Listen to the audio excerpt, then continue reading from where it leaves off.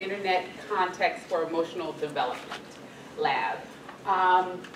She graduated from North Carolina State University in 2013 and did a postdoc in developmental psych at the University of Michigan. Her work focuses on the culture and race-related beliefs that may impact social emotional competence among students of color. And she also studies this issue in school, home, and internet contexts. Most recently, she published the first study to explore how race-related connections among African American youth online and how they sort of prefer to communicate with one another and explore their identities online, how that's related to empathy development over time. So we're excited about that. Her work's been funded by NSF, and we're just so grateful that you're here. So I'm looking forward to your talk. Our emotions aren't for everyone, understanding Black youth's emotional development. Yay.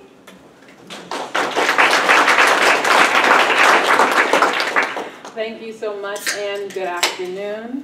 Thank you, Brendisha, for that introduction. I really appreciate it. Brendisha and I have been working together over the past few years on her Teen Life Online and in Schools project, and so we connected over that work. We hope to connect more in the future, especially as my interests continue to think more clearly through the intersection of race and emotion.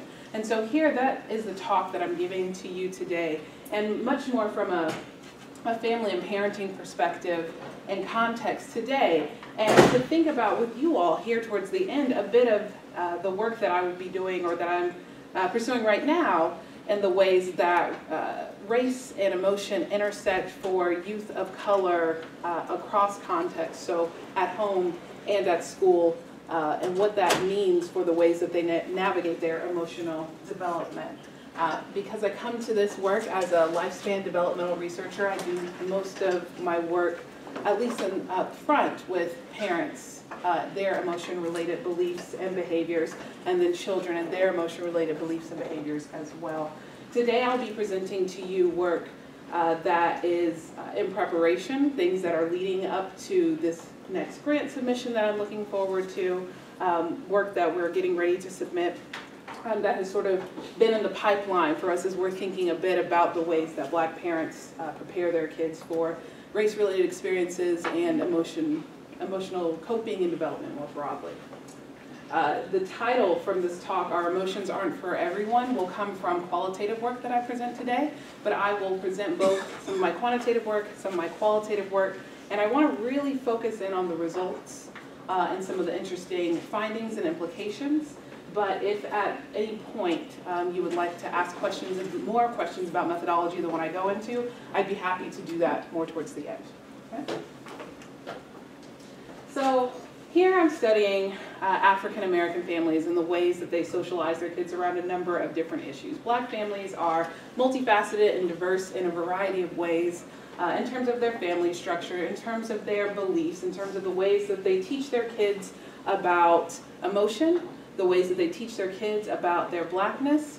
But this aspect in particular about the ways that Black families socialize their children about emotion has tended to be thought of in this really sort of one-dimensional way. The work is often comparative, comparing Black families to white families, and often paints us pictures of African American families being non-supportive of their children's emotions or suppressive of their children's emotions, and that they engage in less supportive behaviors of their children's emotions.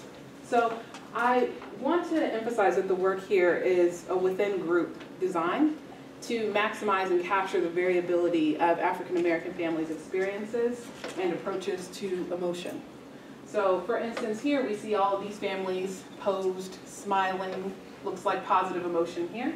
But then there are a number of issues, or there are a number of different instances where Black families will deal with other types of emotions that come up in the family context. So for instance, this young girl here is upset for her siblings teasing her. She's crying, she's frustrated. There are a number of different emotions there. It's a typical family type of interaction that you would see in any type of family, but parents have to sort of deal and help their child navigate that emotional experience, although a typical one. Or this young man here, coming home from school, some difficulty that he's experienced. He has an attitude. He, has some sort of issue, doesn't want to be bothered with anyone when he comes home. So how is everyone going to deal with that particular emotion?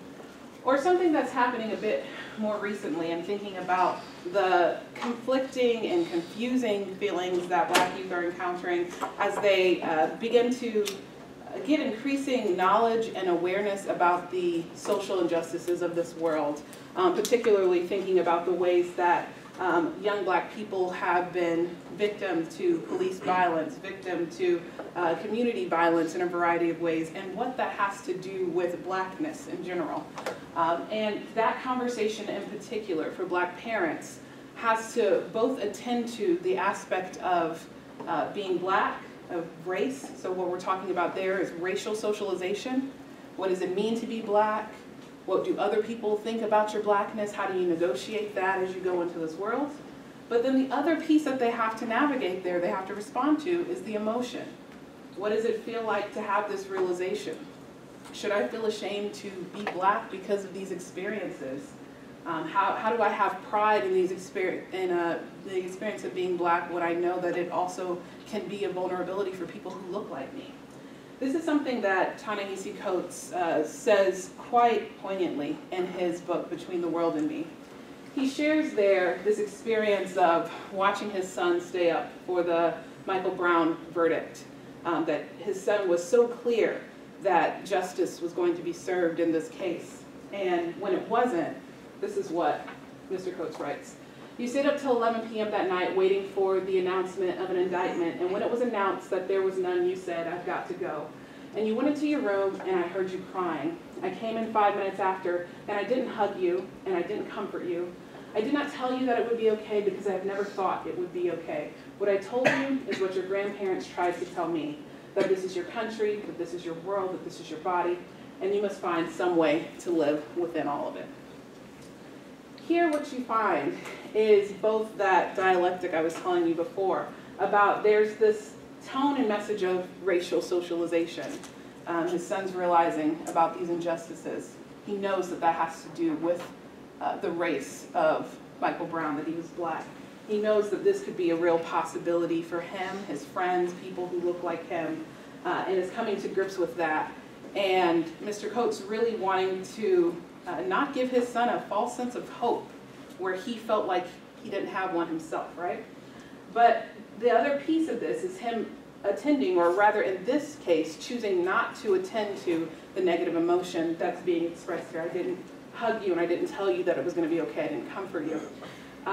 And this really showing something that the current literature on emotion socialization in Black families doesn't really show as much, or doesn't really attend to.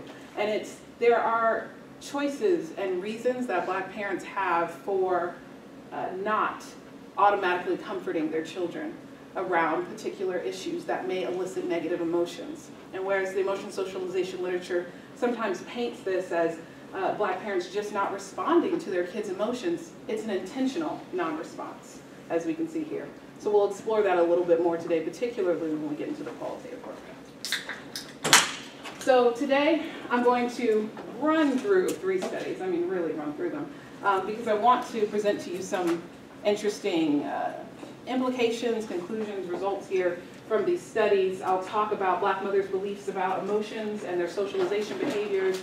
I'll talk about Black mothers' emotional and racial socialization and their children's emotional regulation, so getting into a particular child outcome here. And then Black parents' perceptions of race and emotional development, that being the qualitative work. And then I'll talk about how this sort of leads me to this idea that I call emotional code switching, and what that means for youth navigations of multiple contexts that have different cultural values with regard to their emotions. We'll go through some conclusions and implications, and then I want to have plenty of time to give you all a chance to ask me questions and to talk about this work. So why are we talking about emotion here, right? Children's emotions are central and salient to almost every social interaction. They're endemic in family life, but they're also endemic in the classroom. In early childhood, parents and early education teachers and caregivers, they're spending a lot of time talking about, teaching about emotions, aiding in emotion regulation, whether that be explicitly or implicitly, but trying to find ways to help children understand what that thing is that they're feeling and how to express that thing appropriately, particularly for peer relationships, family relationships, teacher-student relationships. In school, emotions and perceptions of teacher emotional support are also vital for teacher and student relationships. That causes student-teacher closeness, children's feelings of emotional support, facilitating their engagement in the classroom in some cases. Overall, emotions are also important to students' goals, self-efficacy, and problem-solving in the learning environment. So there are a number of experiences that you have that are frustrating in schools that can block, that come from blocked goals, whether that be social goals or whether that be academic goals, but that emotions are playing a role, they have a functional role in the classroom. But there's also this issue of emotional interpretation, or rather the misinterpretation of emotions. So a number of studies, for instance in this review, talk about there being outgroup bias in emotion recognition, so that members of a particular social group are better at recognizing the emotions of other people who are in the same group. So we see this for white individuals being better able to recognize the emotions of other white individuals, and black individuals being able to better recognize the emotion of black individuals. However, some work also suggests that there is sometimes present an outgroup advantage, but particularly for African Americans.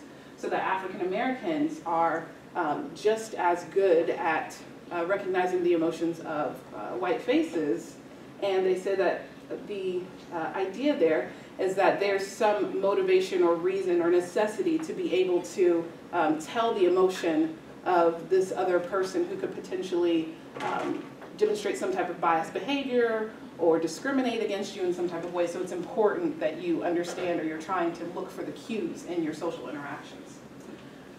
We also see that implicit prejudice predicts the interpretations of anger and frustration and a variety of faces in a number of social psychology experiments. So seeing the ways that when someone demonstrates implicit bias, for instance in an IAT, an implicit association test, that being related to then whether or not they're reading anger or frustration into a face that may not be displaying that.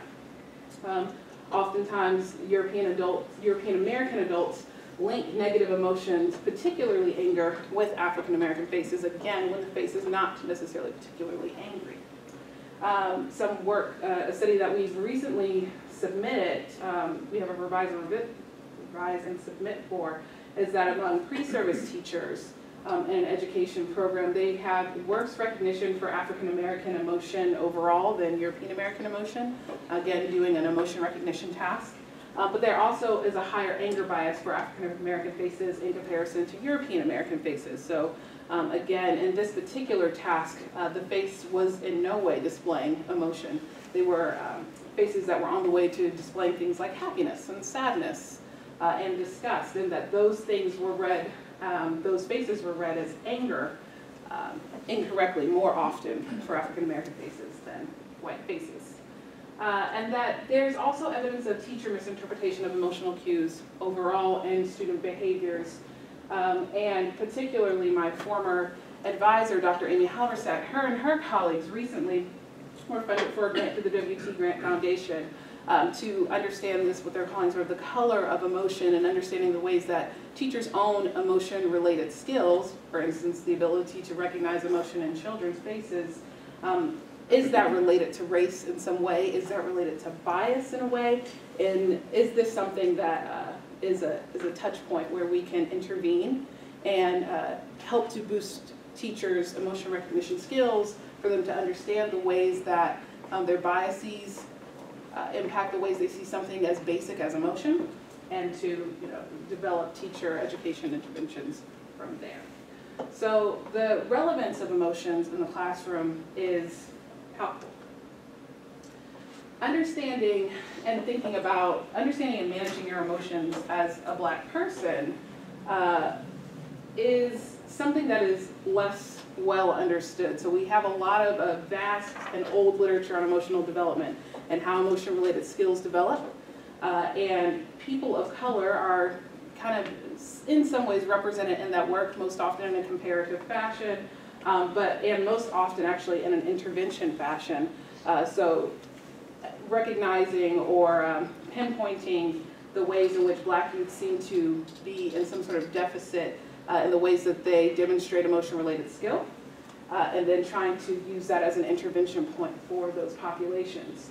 But the things that we're not really engaging in very well as a literature is thinking about how African American children navigate their emotions and develop these emotion-related skills in a racialized context, so that their emotions aren't just their emotions for a lot of people, or their emotions, this aspect of the emotion being misinterpreted due to race or due to bias, has implications for the ways they develop their emotion-related skills. And so if their emotions are subject to stereotypes and these misinterpretations, that's going to have consequences for a number of their experiences, their classroom experiences, the rates of discipline that they experience with the classroom, their relationship with teachers, and some previous research has suggested that student-teacher relationships in particular are especially impactful for Black students. And so one thing that we highlighted in this particular paper is that the children who may benefit the most from positive student-teacher relationships may be the very children who are denied them if something as basic as their emotion in the classroom may be misread. Additionally, in thinking about Black children's emotional development, race-related experiences in themselves are emotional experiences, both positive and negative. The quote that I read to you before from Between the World and Me shows that this experience of understanding or developing racial consciousness or awareness can have emotion attached to that. That's important and unexplored. Also, emotions impact the attention, appraisal, decision-making for everyone in social interactions. And this has consequences for a number of different aspects of Black youth's development. One thing that we think is that it might have consequence for racial identity development, for instance. So some of the questions that I have in thinking about Black families' emotion socialization is, again, how do Black families teach their children about emotion as part of the general human experience, but also as another aspect of their lives that is racialized in particular? And how are Black parents' emotion socialization strategies related to Black youth's outcomes? Thus, these are the 3 studies that I'll talk about today that tackle different aspects of these questions. One conceptual model that has been put forth more recently by Dunbar and colleagues is thinking about the ways that African American parents, or Black parents in particular, develop adaptive racial, ethnic, and emotional socialization. Ways that they're trying to both engage in supportive processes, but also suppressive or non-supportive responses, how they're doing both of those things, and then also incorporating these messages with regard to race. So this is the dialectic that I was describing to you before, and that this process, or this socialization in particular, has implications for children's emotional development here, such as their child emotional regulation and their understanding, and then by way of that emotional development, their adaptation for a number of other developmental competencies, and that this socialization also has implications for the ways that their racialized experiences, for instance, experiences with discrimination, impact those developmental outcomes. And all of this happening within a broader contextual influence, especially related to social position characteristics of child gender, parent gender, the family overall, neighborhood experiences, or life experiences related to SES risk. This is, again, as I said, a new conceptual model put forth by colleagues, and so some of my work will be able to test some of these assertions that are put here. I just wanted to put that for a theoretical framework that drives a bit of what I'm doing here. But going beyond this integrated model, again, we get back to the issues of this model being developed after looking at a number of comparative studies.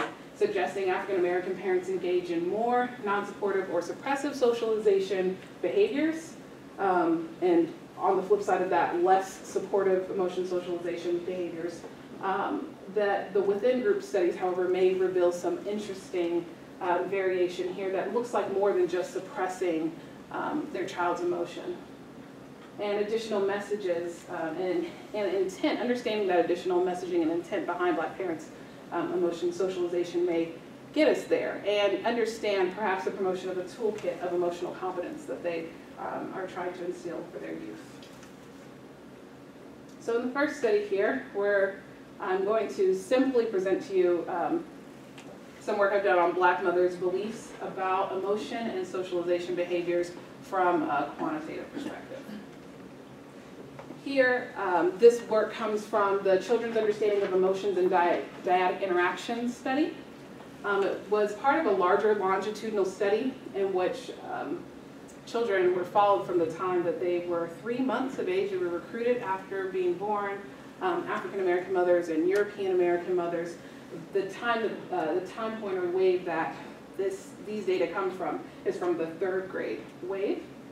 At that point, there was some attrition, and so additional mothers were recruited. The entire sample is 203 mother-child dyads. 117 of them are African American for this particular wave.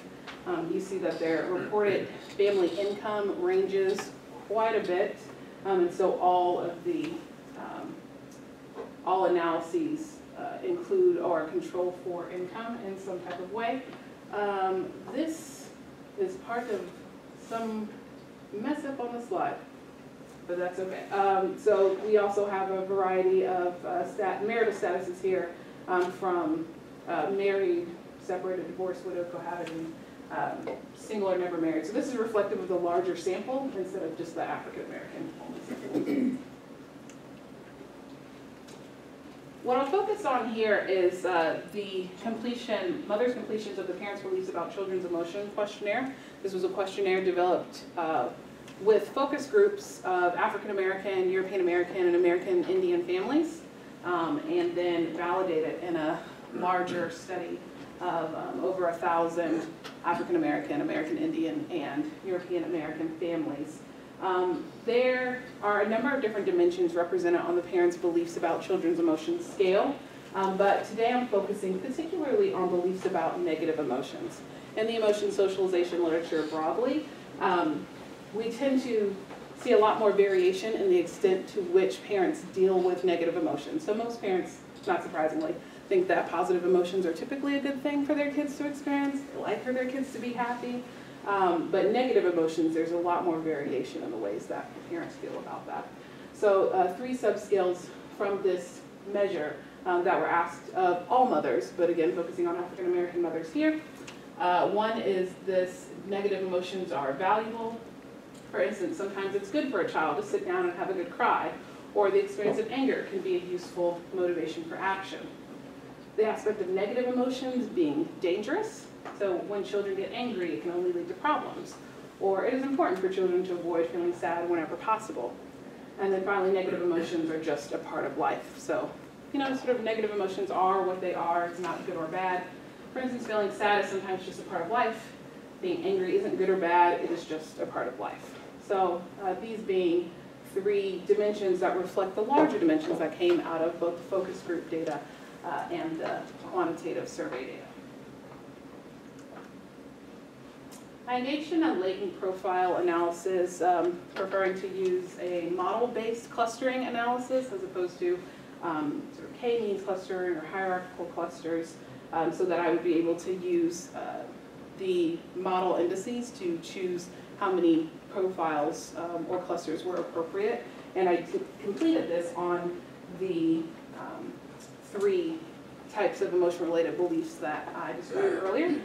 As you can see here, this first group of about 75 African American mothers, this is just sort of everyone at this average. These are the standardized means that are displayed here. So it's about average, sort of beliefs. Everyone's sort of at the midpoint of the extent to which they think negative emotions are valuable or dangerous or just a part of life. Not unexpected. But then we have these other two smaller groups that emerged that are also not necessarily surprising given the work, but that there are some parents who just think that negative emotions are good or valuable and just a part of life. So those are these two, the red and the blue bar here. And that they have pretty low beliefs relative to the mean that negative emotions are dangerous. So, okay, we're good with negative emotions here.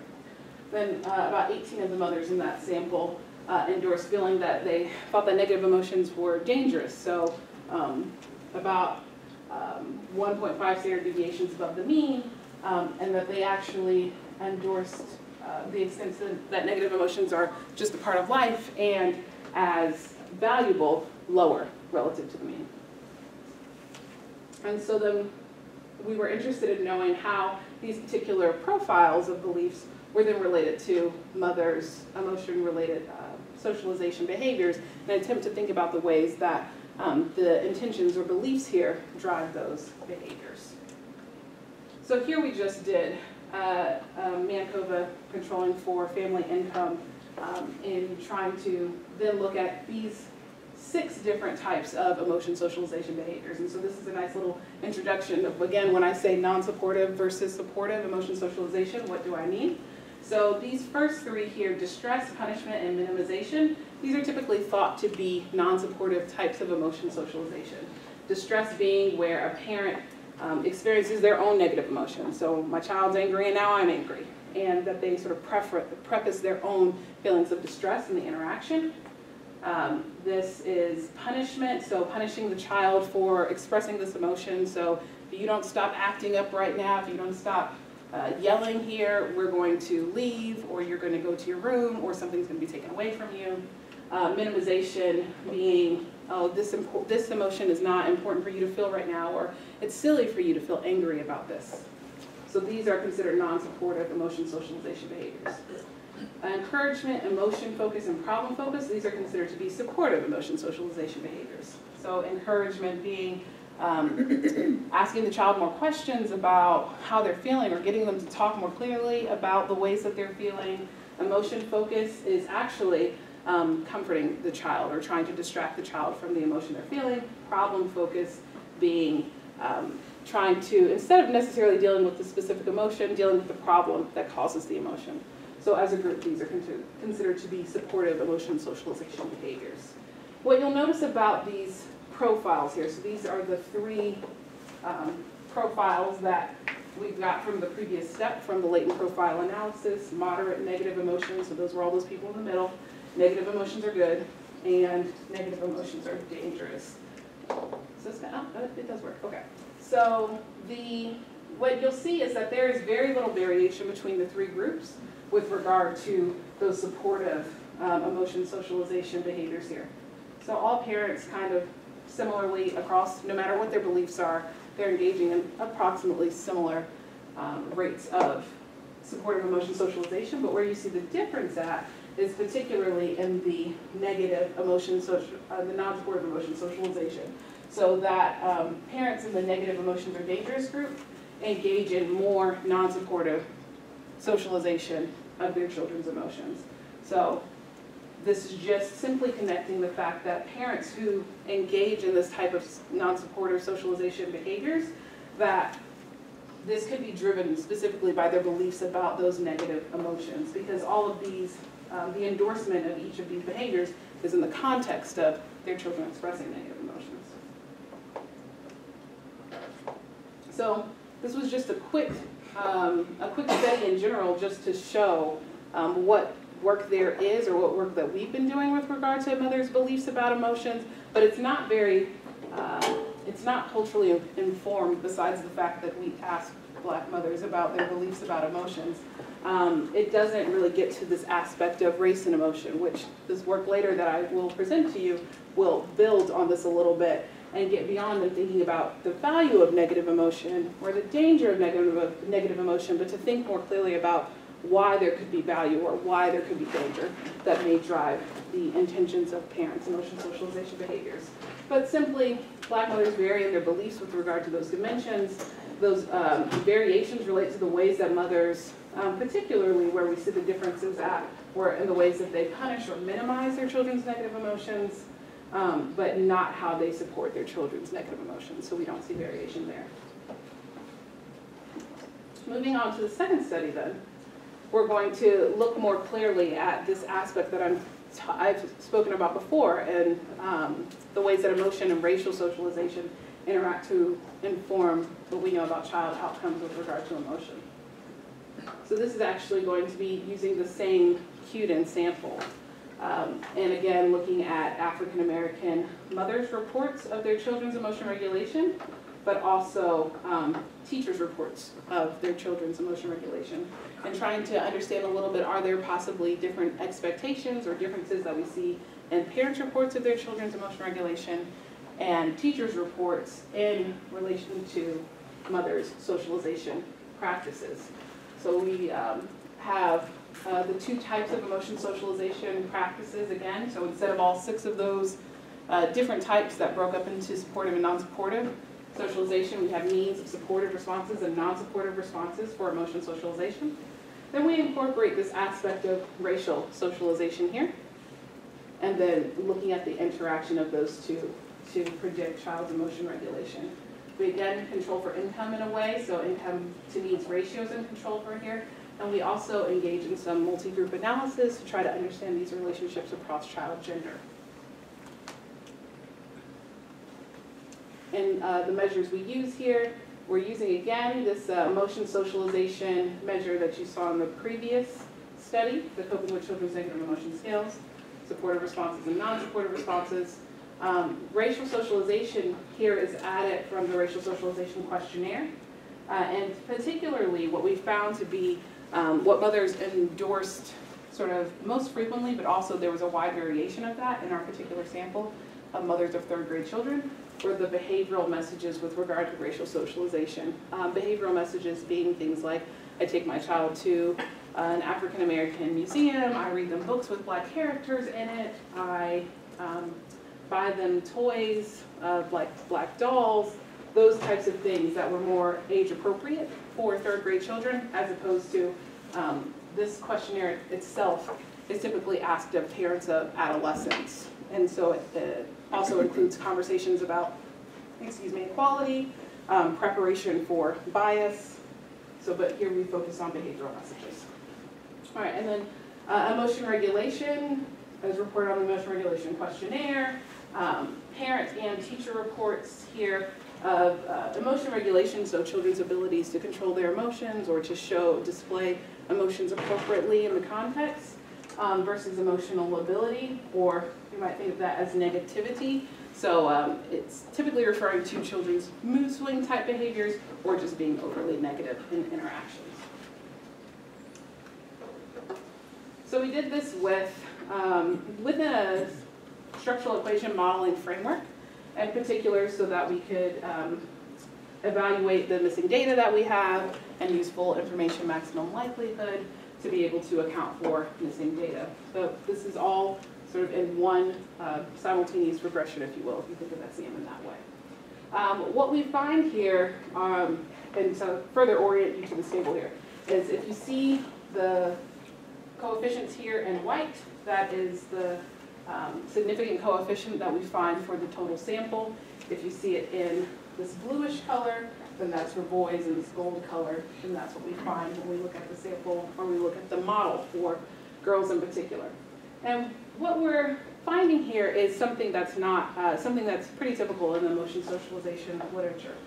And that the more that, one thing that's typical is that supportive emotion socialization, because most parents report, I support my kid's emotion in some type of way, is not typically a robust predictor.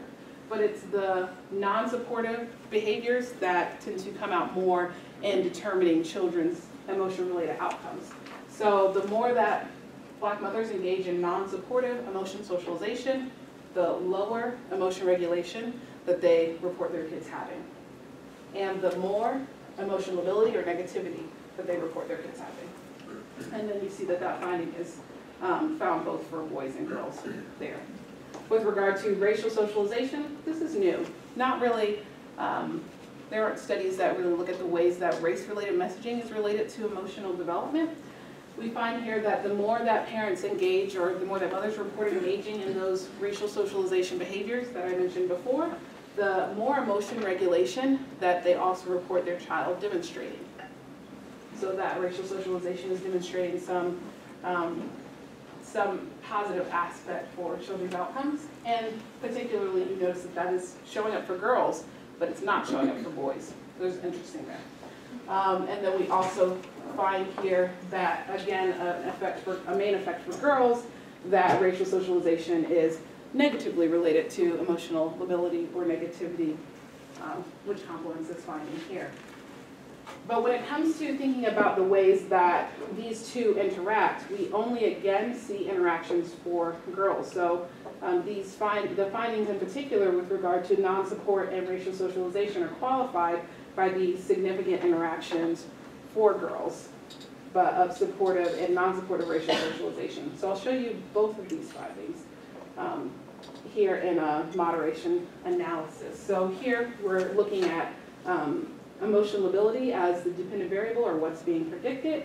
We see that if you're looking at supportive socialization behaviors, the more that African American mothers again are supporting their daughters' emotions, this is actually related to higher emotion lability, which is not something that we typically find. It's relating to higher emotion lability or negativity in the context of low racial socialization behaviors. And then we're finding sort of the relationship that we expect, although it's non-significant, the slope, only when mothers are engaging in high amounts of racial socialization. When I say low and high, I mean one standard deviation below for low, one standard deviation above for high. So this is an additional nuance to the literature that we see, in that it seems like there's the necessity of racial socialization paired with emotion socialization to get the types of outcomes we typically expect to see with the way that emotion socialization works on child outcomes. And you see the same thing again for non-supportive behaviors and lability, except this one works in the direction we expect. We expect that when mothers engage in more non-supportive emotion socialization, that their children demonstrate more emotional lability or negativity. That's what we typically find. But again, we find that only in the context of low racial socialization behavior. So this one works the way we expect, but only when there's little racial socialization. So these are interesting findings that we are still working through a little bit, and why or what exactly the role of racial socialization is for Black families with regard to children's emotional development. So I look forward to hearing any comments that you have on that. Both of those were regard to maternal reports. So now, looking at teacher reports, we pretty much are seeing the same story here. But something that is interesting, and contrary to previous findings, is that this top box here, when mothers engage in more supportive emotion socialization, we typically see that being related to more emotion regulation when that finding comes out. We don't always find it. But here, we're actually finding that emotional support, emotionally supportive behaviors are related to less emotion regulation as reported by teachers, but only for boys. And so this is somewhat surprising. And why is it that when mothers are supportive of their son's behaviors, teachers in the classroom view those children as emotionally dysregulated? It's contrary to all the findings that we typically find, but for the ways that supportive emotion socialization is related to outcomes, but admittedly most of that literature is among white parents. So this is something that I'm interested in pursuing further and trying to understand, are there some differential expectations or differential ways that Black boys' emotions in particular are being viewed by their teachers, even when their parents are being supportive or engaging in this emotion socialization behavior that is supposed to foster emotion regulation. So in the interest of time, I won't go into depth of some of these other findings because they're the typical ones that we see. So I'll move on from this. But the interesting findings here that sort of propel me into the next study are thinking about, more emotional support and non-support without racial socialization is related to emotional negativity for girls, but overall, that the typical emotion socialization findings that we see in the literature, that they only hold when they're coupled with racial socialization in some type of way. And particularly for the typical finding when they're coupled with high racial socialization. So this is a contribution to both the emotion and racial socialization literature, but particularly for the racial socialization literature because it's thinking about additional utilities of racial socialization or something that racial socialization provides in the family context that then relates to outcomes. And then the typical findings of supportive emotion socialization being related to more emotional regulation, that we found that, but just not for Black boys in the ways that it's related to teacher-reported outcomes. And are there differential expectations for Black boys' expressions from teachers? Some previous literature would suggest that that could possibly be true. It's been less explored as much with regard to the realm of emotion in the classroom. Some conclusions and implications from this. In particular, there was a more recent study from Cox who described the context of teachers being emotional gatekeepers for youth in schools. So in her qualitative study of Black and Latino youth in New York who were a part of a training program that would prepare them for elite high schools, she found that teachers, again, as I said, were being sort of the emotional gatekeepers and socializers in the context and socializing children to be successful in the classroom, but in two distinct ways. This is one way is a room to make mistake type of reminder. So it's a type of reminder of, oh, is this the appropriate thing to be doing here? What should you do? How should you express yourself here?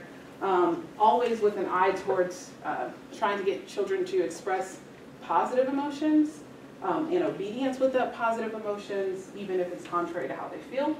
And then they have then another type of socialization practice there that teachers were engaged in was what they called boxed-in reminders, where it was teachers, instead of questioning or trying to get children to explore and to grow in their knowledge of how they should behave in the context, instead demanding immediate compliance, and immediate compliance no matter sort of who was around. So kind of putting youth in this position of trying to save face in front of peers, but also trying to have a better interaction with their teacher.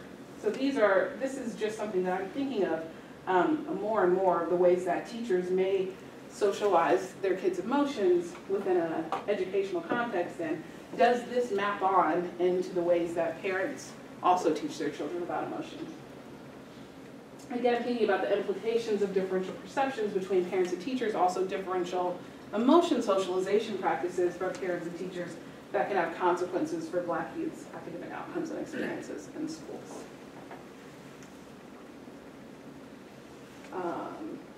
This is sort of just repeating, so I'm going to move on. So then this leads me to thinking about Black parents' intentions and very specifically asking them about their intentions about their emotion socialization practices for their children. Does that have anything to do with the ways that they believe their children's emotions are viewed, particularly in school? Are they preparing them for something in particular? So here, this is part of the NSF grant that I received as a postdoc. So coming from a larger study, the parent study being on parenting and African-American STEM success study, so understanding the ways that Black parents support their children's STEM engagement in schools. This is a sample of Black students between 6th and 8th grade. This should be 7 of the schools. We're there in the Midwest. It's across 7 schools in the Midwest, and it's student, parent, and teacher reports. The NSF grant that I had that was funded is for African-American parents' beliefs about race and emotion, and it was through their postdoctoral fellowship. So these are a subsample of parents from the past study, and I developed a set of racialized emotion socialization measures that was used there. So this is a racialized version of the Coping with Children's Negative Emotion Scale that I had presented to you before, but instead of just thinking about broadly those supportive and non-supportive emotion socialization behaviors, I do so in thinking about the context of race. But what I'm getting ready to present to you here is about the race-related meta-emotion interview. This interview was a semi-structured interview in which I asked parents to tell me about a time when a child was angry, sad, fearful, happy, proud. Tell me about a time when your child was angry, sad, fearful, happy, or proud. Tell me about a time when your child was angry, sad, fearful, happy, or proud about being African American in particular. And then have you ever talked to your child about expressing that particular emotion as an African American? It's a sample of 50 parents, 48 of the mothers, 35 parents of daughters, again across the 7 schools and 3 school districts. In the interest of time, I'm just going to pick a few of these excerpts to share with you. But in this first one, this parent, Barbara, is expressing how she feels like there are difficulties for African Americans to express their emotions. She says, sometimes I don't think we know how to really express ourselves. We keep a lot of things bottled up. I asked, do you think that African American parents have any reason to want to hide their, African Americans have a reason to want to hide their emotions or fear expressing their emotions? And Barbara said, based off negative perception, because we all want to feel needed and valued, and it's going to make someone else respond to me. If it's going to make someone else respond to me in a different way, maybe I shouldn't do it. Because I always tell my child, I'm not telling you not to, but you just have to be mindful. You have to be mindful of your environment. Our emotions aren't for everyone. Everyone's not ready for it. And so she's saying that African American emotions in particular aren't for everyone, that not everyone understands them perhaps. She says everyone's not ready for it. Another mother, Shana, she says, I think it depends on the situation. I'm asking her about whether or not African Americans are more or less or just as expressive as everyone else. And she said, I think it depends on the situation. In some situations, we can probably be more expressive. We're loud people, but I'm okay with that. Well, we are just, that's how we are. We're colorful and expressive, and we express good and bad in a loud way. When there's a time to be less expressive, I believe that we do that for fear of, being punished or ridiculed or something like that. So it depends on the situation. I feel like we're just normal like everybody else, but if we say something, it can be the exact same thing someone else said for some reason. It's like blown out of proportion.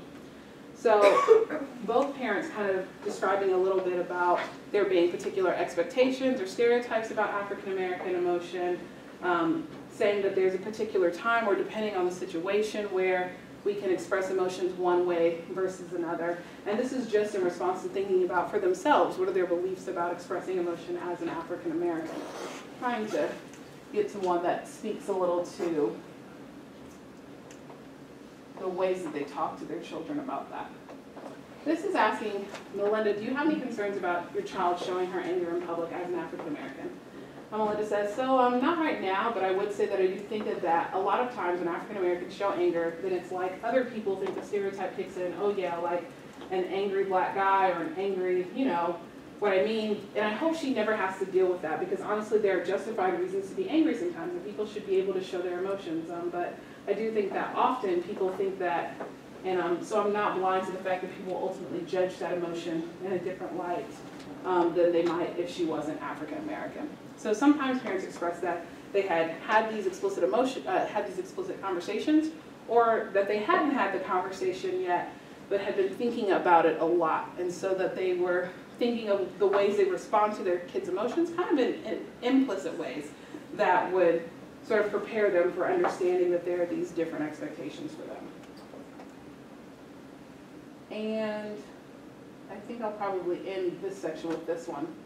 What are your thoughts about showing or expressing emotion as an African American? Elizabeth says, sometimes I think, like with anger or just high emotions, you have to be careful, because sometimes people respond to it differently than they would, other races. Like maybe overreact, like if you're loud and angry, they might call the police, where, if someone else was loud and angry, they might just look and keep walking. And I said, what do you think that is? Because I think that some people have fear of African Americans in general. Like they think maybe we can't control ourselves.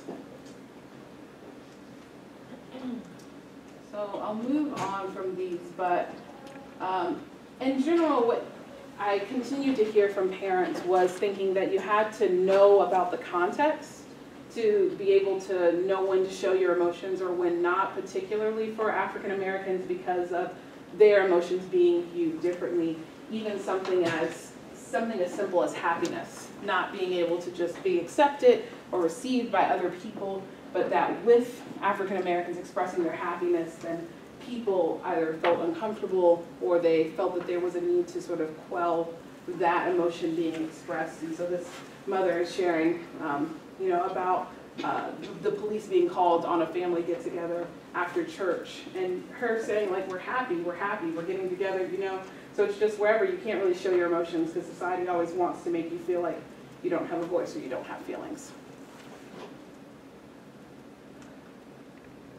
And so this is where I start thinking about if the context is important for African American youth to know about, if parents are thinking the context is important, just beyond saying like, oh, there's things you do at home and there's things you do at school, but there's actually something racialized about that context, then I'm starting to think about that more, because of course we know that culture is the backdrop to children's emotional development and expression, and that there's this transmission of societal values of emotion. But if there's more complexity to that transmission of societal values of emotion, and parents are describing that the context will shift for their kids, could this foster some type of advanced emotional skill integration and training to develop flexible emotional repertoires?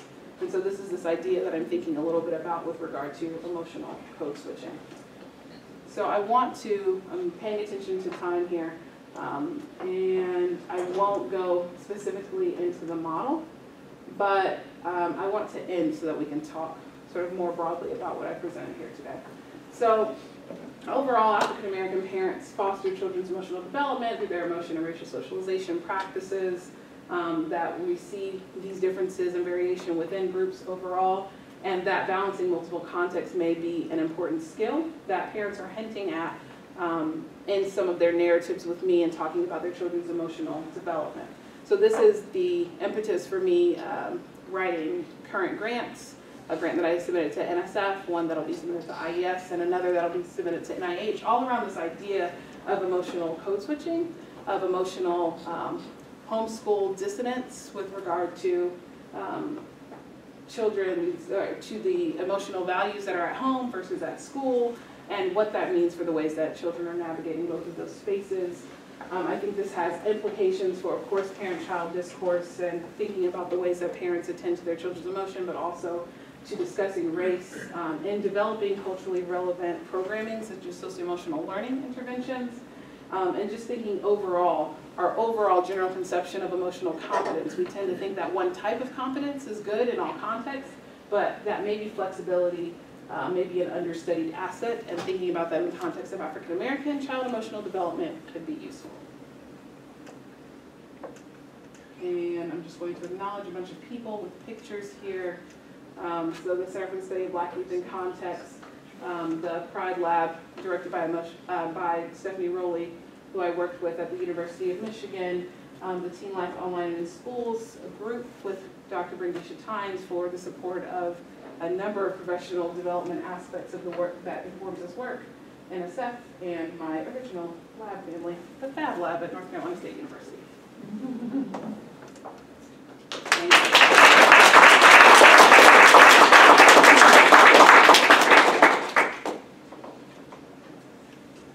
Questions, thoughts?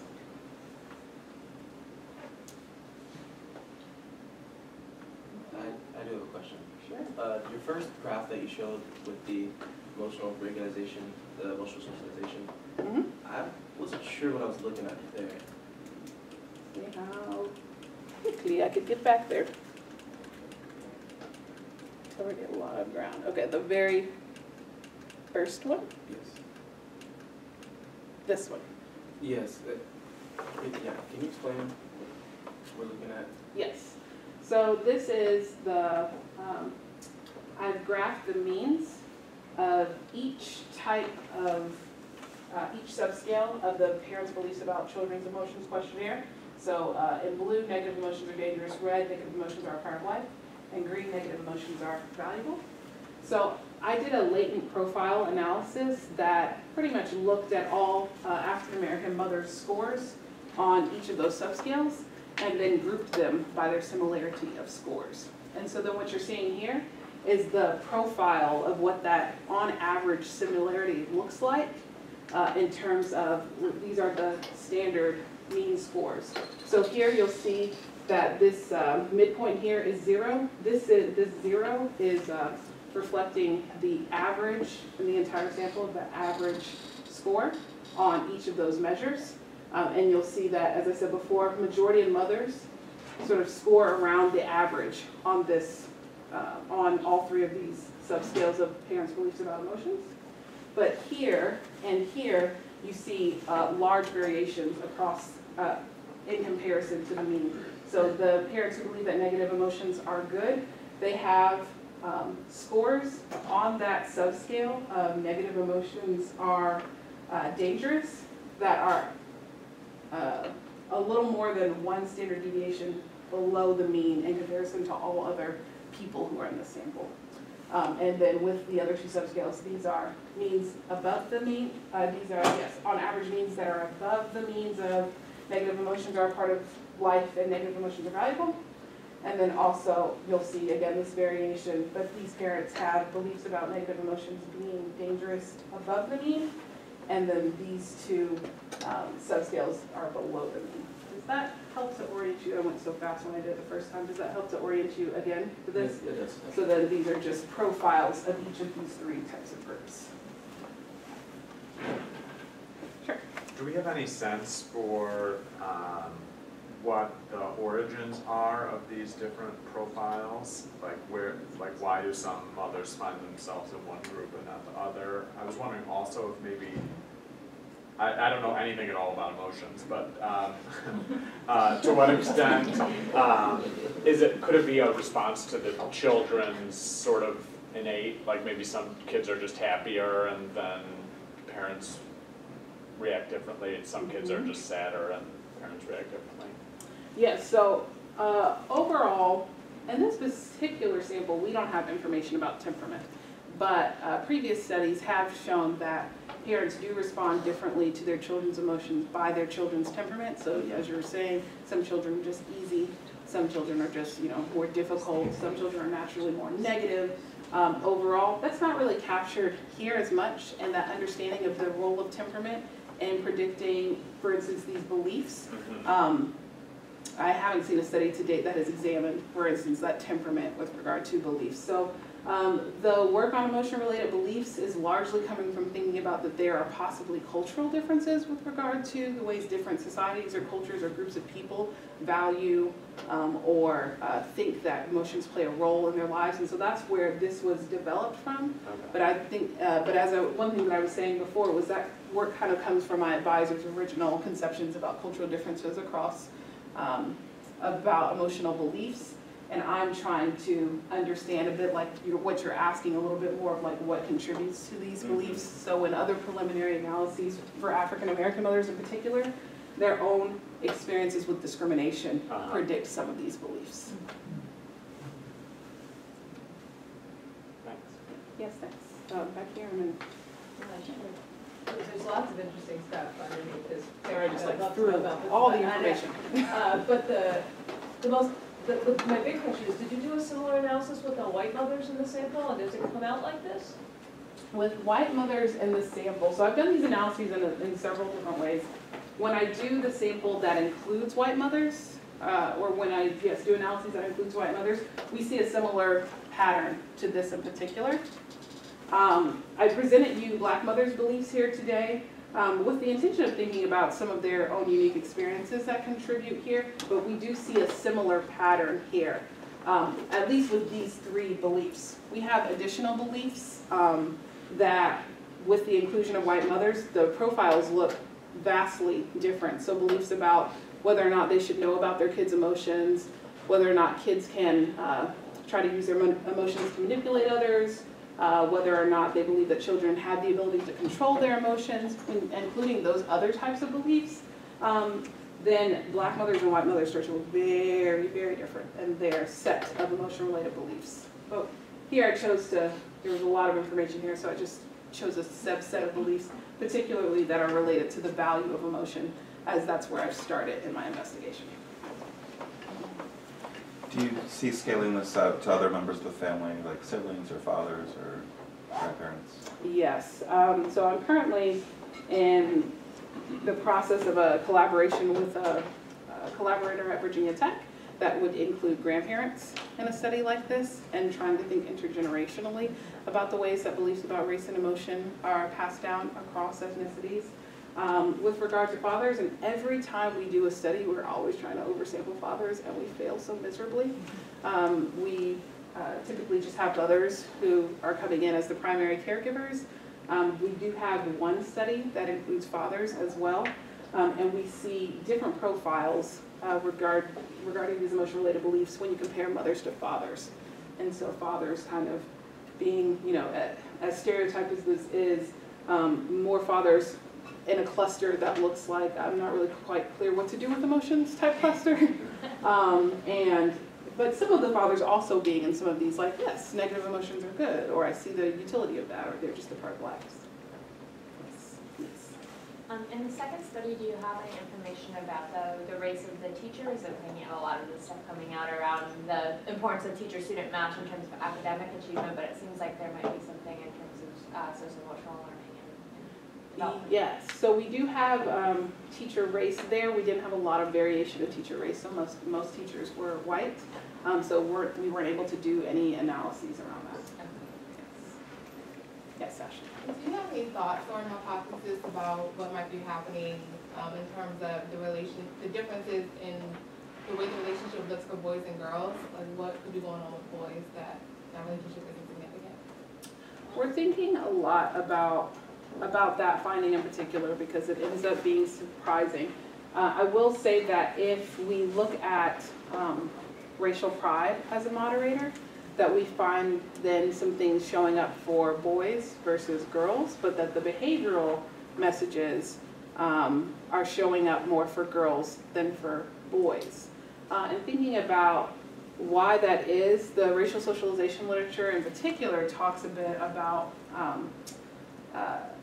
girls being sort of given these opportunities to think about culture more deeply as it related to themselves, and sort of being the keepers of culture, and a lot of like racial pride messages and cultural socialization messages related to understanding, you know, Black culture, what it's like to be African American. Sort of on a positive note, that those rates tend to be higher for girls than for boys, and the behavioral socialization messages map onto that pretty well. So that might have something to do with it, and then particularly concerns related to boys' emotions came up a lot in those interviews, and so that there are differences. There could be differences in the ways that mothers are, in general, responding to their boys' emotions. And previous studies have found that there's more non-support of boys' emotions, and they think it's because of the concern of their emotions being read as more dangerous than girls' emotions. I feel like your work should be a part of every teacher education program.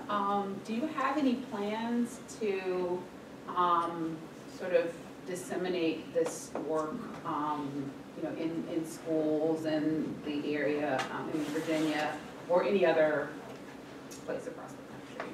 Yeah, so a bit as we're undertaking these investigations and trying to understand a bit more clearly the role of race in the classroom with regard to children's emotions, I work with the I made connections now with the Metropolitan Education Research Consortium. That's a part that VCU is a part of, that schools in Virginia are also sort of sitting on these boards and making decisions about what type of research would they like to see to understand the school experiences better. And so I am hoping to sort of have this as part of that partnership as well. But in addition, I partner with an organization called Village of Wisdom, and they find ways to help parents have conversations with their kids around issues such as race and educational disparities.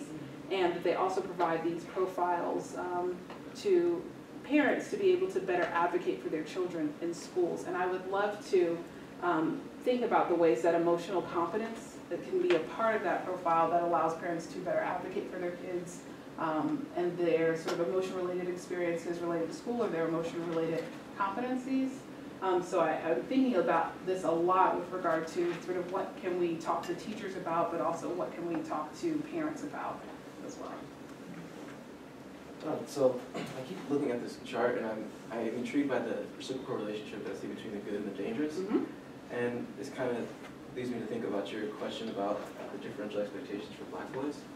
Have you considered how media might influence that expectation, and seeing which influence might be greater, whether the household, the teacher, or maybe media could be influencing that relationship? Yeah, so you're kind of speaking to what I desire for my work in the future, absolutely, because I'm trained in family emotion socialization. I'm getting more experience in thinking through teacher socialization, but then there's the multiple conflicting messages. So the messages are coming from parents, they're coming from teachers, they're coming from peers, they're coming from media, and trying to understand the amalgamation of those. What are the differing messages, and when messages differ too much, does that create some dysregulation for the ways that youth express their emotions? Does it create some more of that complexity, that flexibility that I'm interested in exploring, and understanding that in this context I'm going to express in this way, and this is going to be a different way? It's a really great question, so I haven't yet explored it, but something that I'm thinking about, particularly for Black boys, and the ways that their emotions are viewed.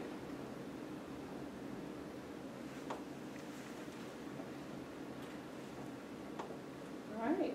Well, thank you so much. I appreciate you letting me come and share my work.